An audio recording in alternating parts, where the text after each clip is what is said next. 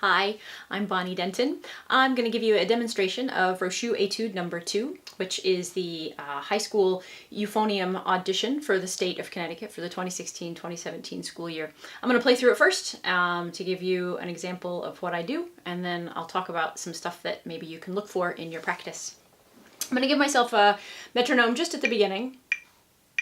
I play it about there. That's 90. That's what's marked on the page, and I'm playing out of the most recent edition, the Carl Fisher edition.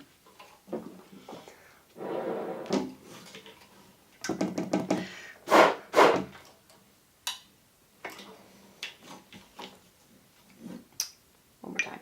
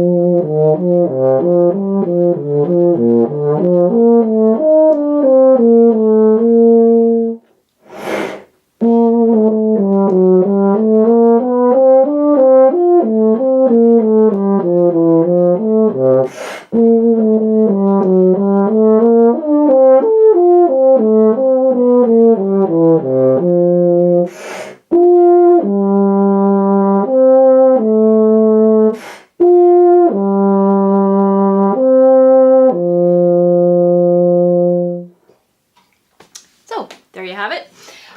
I think this is a great audition piece for, especially for high schoolers. It's pretty accessible, but it also will demonstrate your ability, or maybe inability, to do some of the things that I know the audition judges are going to be looking for. I think the biggest thing that you should most be concerned with is connecting your air. That's what really the whole purpose of the Rochut book is about. That, along with endurance, I think are two of the great things that it helps you work on. So everything in this etude needs to be nice and connected, nice and smooth, very easy, very flowing. It needs to sound like it's easy. So the more you can work towards that as a goal, I think that would be a great thing to work on. And because it is not necessarily technically demanding, I think there is room for your own personal musical interpretation. I think if you were following along, you probably noticed that I did not do all of the written dynamics exactly as they are in the book, because in the 60 some odd measures in the etude, I see 5 dynamic markings, and they are either piano or forte. I think you can do a lot more. So wherever it feels musically natural to you, maybe change things up. I think that's okay, because that's your chance to show your musicality. So one technical bit that probably we need to talk about just a little bit are the grace notes. Especially if you're a freshman, or if maybe this is the first time you've run into this kind of thing. There are grace notes in bar 18, and I played them those single grace notes, I played them just barely before the beat. So before beat 3 in bar 18 and 19.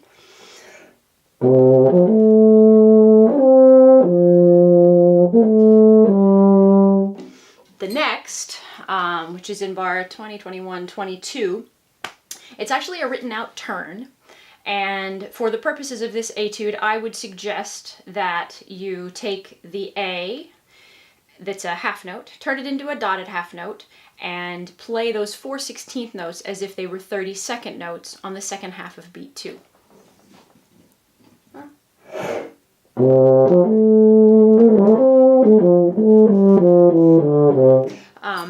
I think that clearly states that they are they're an ornament of the melody. If you can't make that really clean, it might also be acceptable to turn the A half note into a quarter note and play 4/16 notes.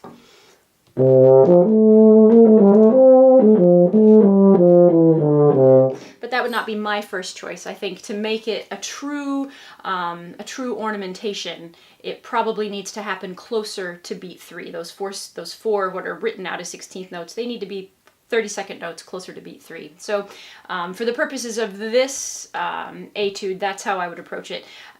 Grace notes and ornamentation, that's a whole nother ball of wax that I'm not going to get into today, but for this, I would suggest that if you were struggling with that at all. Overall, keep it smooth, keep it flowing, make it musical, and have fun.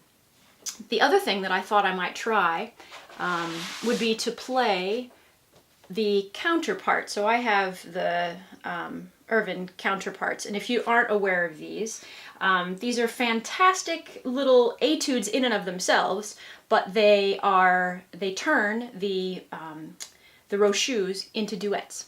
So what I thought I'd do is I'll play the counterpart, and you could play along with me playing the actual etude.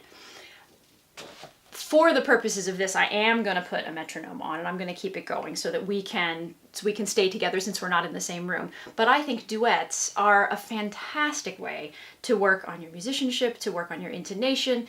And these are very eye-opening. At least they were for me when I first started playing these, however many years ago. Because they change the etude, they change how I hear the etude, and I just think they're great fun. So I will put the metronome on at 90, and I begin, same as, my part begins on beat 3, which is the same as the actual etude. There are times within the etude where maybe the counterpart moves independent of the actual etude. So for that purpose, I am going to just skip any of the holds. The fermatas, I'm just going to ignore them, and we're just going to keep going straight on through so that we can stay together. So hopefully some of you will find some use out of this. So here is the counterpart.